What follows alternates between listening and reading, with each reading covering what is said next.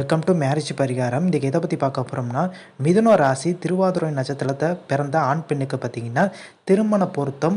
So எந்த ஆண் எந்த பெண் எந்த ராசியோட பார்த்திங்கன்னா பொருத்தம் இருக்குன்னு சொல்லிட்டு பார்க்கலாம். பொதுவாக மேஷ ராசிக்கு பார்த்திங்கன்னா அஸ்வினி நட்சத்திரம் பொருந்துமான்னு கேட்டிங்கன்னா ஓரளவுக்கு தான் பொருந்தும். மேஷத்தில் பார்த்திங்கன்னா கார்த்திகை 1ஆம் பாதம் பொருந்துமான்னு கேட்டிங்கன்னா ஓரளவுக்கு நல்லா பொருந்தும். மேஷத்தில் பரணி பொருந்துமான்னு கேட்டிங்கன்னா நல்லா பொருந்தும். ஸோ ரிஷபராசி கார்த்திகை 2, 3, 4ஆம் பாதங்கள்லாம் பொருந்துமான்னு கேட்டிங்கன்னா நல்லா பொருந்தும். ரிஷபத்தில் ரோகிணி பொருந்தாது துளி கூட. ரிஷபத்தில் மிருகசீசம் 1, 2ஆம் பாதங்கள் பொருந்துமான்னு கேட்டிங்கன்னா நல்லா பொருந்தும்.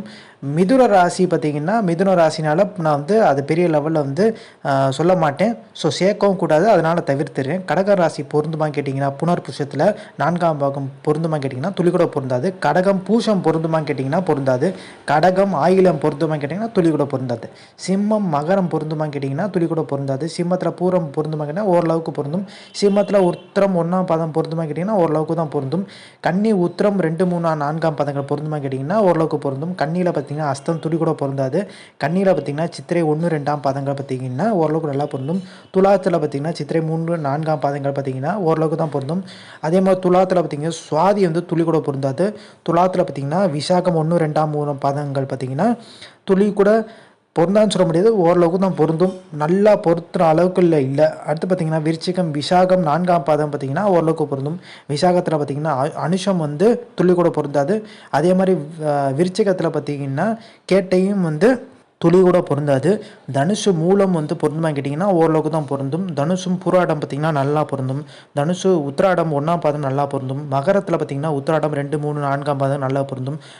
மகரத்தில் பார்த்திங்கன்னா திருவோணம் பொருந்துமா கேட்டிங்கன்னா துளி கூட பொருந்தாது.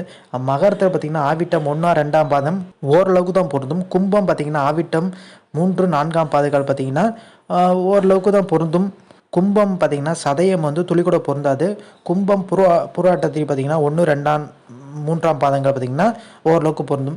மீனத்தில் பார்த்திங்கன்னா பூராட்டாதி 4ஆம் பாதங்கள் பார்த்திங்கன்னா ஓரளவுக்கு பொருந்தும். அதே மாதிரி மீனத்தில் பார்த்திங்கன்னா உட்டராத்தேதி பார்த்திங்கன்னா ஓரளவுக்கு நல்லா பொருந்தும். மீனத்தில் ரேவதி நல்லா பொருந்தும்.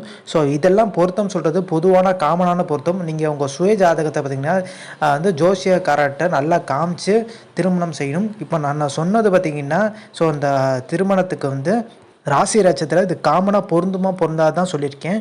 சுய ஜாதகத்தை வச்சு தான் பார்த்திங்கன்னா பொருந்துமா பொருந்தான்னு சொல்லி பார்த்திங்கன்னா முடிவு எடுக்கணும். ஒருவேளை நான் பொருந்தும் சொன்னது கூட பார்த்திங்கன்னா கட்டறதையாக, அதாவது இந்த சுய ஜாதகத்துக்குலாம் பொருந்தாமல் கூட போகிறதுக்கான வாய்ப்பு இருக்குது. ஸோ இந்த இன்ஃபர்மேஷன் முடிச்சா like share subscribe. Thanks for வாட்சிங் திஸ் வீடியோ.